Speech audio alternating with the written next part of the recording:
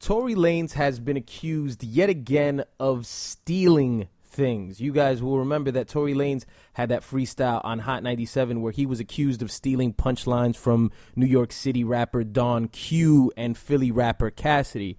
And now Tory Lanez has released Memories Don't Lie. And on that project, he has a song called Hate to Say. Now, Hate to Say has drawn some similarities to another song that was released 2 years ago by a unknown artist by the name of 6 Seconds. His song is called 3 a.m. Boy, it's funny how 7 days can make a difference. Boy, it's funny how several hate then need assistance. It's funny how niggas will call you brother but lack in communication. You make it, then they complain that you keeping your distance. Girl, it's crazy. I find it funny how start talking money.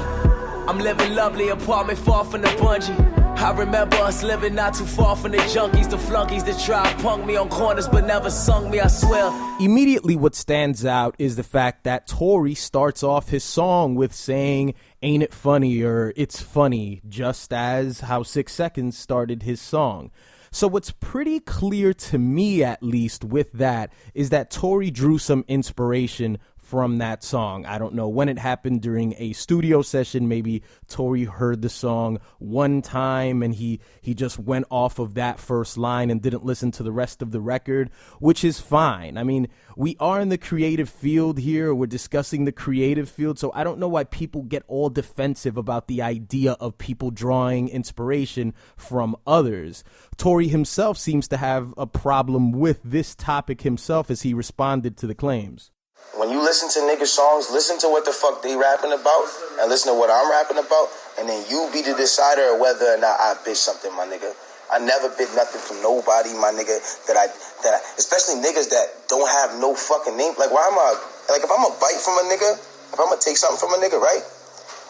Every time I've ever used reference to another artist or another rapper, and this is just a fun fact about me, like, if it's something that I really took, it's gonna be from somebody that's like that I look up to so crazy, and it's gonna also be something that is like, it's gonna be a fucking reference line. It's something that everybody knows, so you know that it's from this person. Like, in my mind, if you're an artist, you deal in ambiguity. You deal in the abstract constantly.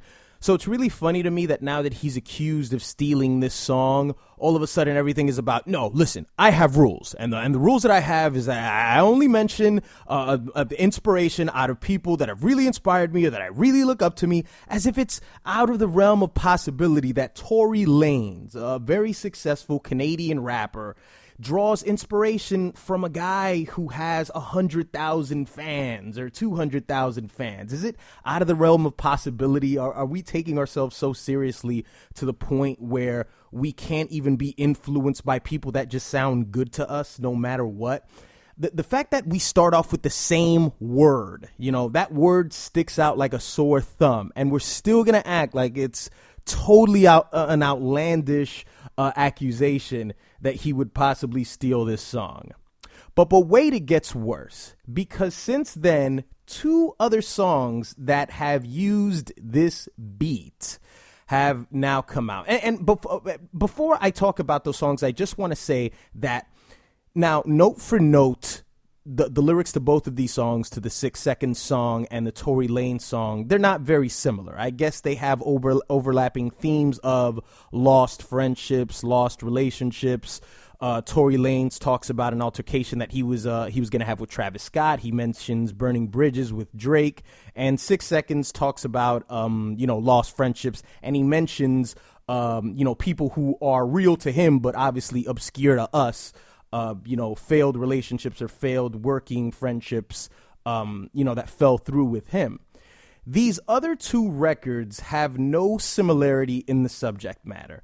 One of these records is by an artist called P.R.E.A.M, and the name of his song is P.R.E.A.M. This was released February 2016. This song is basically about vagina. And I mean, literally, it's basically about the power of pussy. It's what people are willing to do for women, and how they change up when women come into the conversation. The second track is Introduction by Whoisdizzle. This was released May of 2017. Now, I will say that this is personally my favorite song of the four, if what we're doing is ranking these songs, because at this point, this is just getting ridiculous. May of 2017, this was released, and Dizzle seems to be like just a punchline artist. Like, I really like the song. I'll lay it in the description below, along with the P.R.E.A.M track. I'll lay those in the description below, but I really like Dizzle's song more than any of these records. The producer, I think, is probably the biggest criminal in this situation, because you may have a case of a producer telling one artist, like, hey, I'll lease this to you, or maybe not even that. I sold this to you, and now it's completely off the market. It's off my SoundCloud page, off my YouTube page, and maybe they repackaged it and sold it to another artist months later. You may have a case of that. And maybe this is something what producers do. I'm not very familiar of what producers do to each other behind the scenes, how they screw artists sometimes and tell them, yeah, you are completely the owner of this beat, and then they sell it to someone else. I don't know what happens there, but it seems to me that there's something going on here. I would say that the introduction song by Dizzle is the exact same beat of the 6 Second track. I think that was made by the same guy. I may be able to say that for the P.R.E.A.M song. For the Tory Lanez song, I don't think I can say that, because there seems to be some things added to it. Maybe I just don't have the ear. Maybe I just don't have the ear to really know what samples were exactly like the other ones, or what was just chopped and just reused again. I have no clue. If there are producers out there that can let me know, please drop your opinion in the comment section below. What do you guys think about this topic? Do you think Tory Lanez intentionally stole this song from 6 Seconds, or from Armin's, or from Dizzle? My final verdict to this situation is that Tory heard the 6 Second track.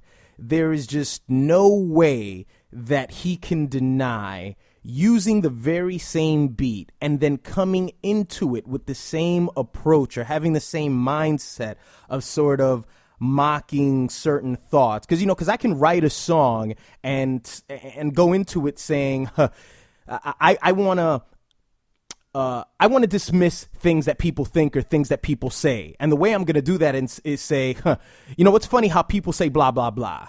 Or it's funny how people say. So it goes in with that same intention to, is that what people have to say?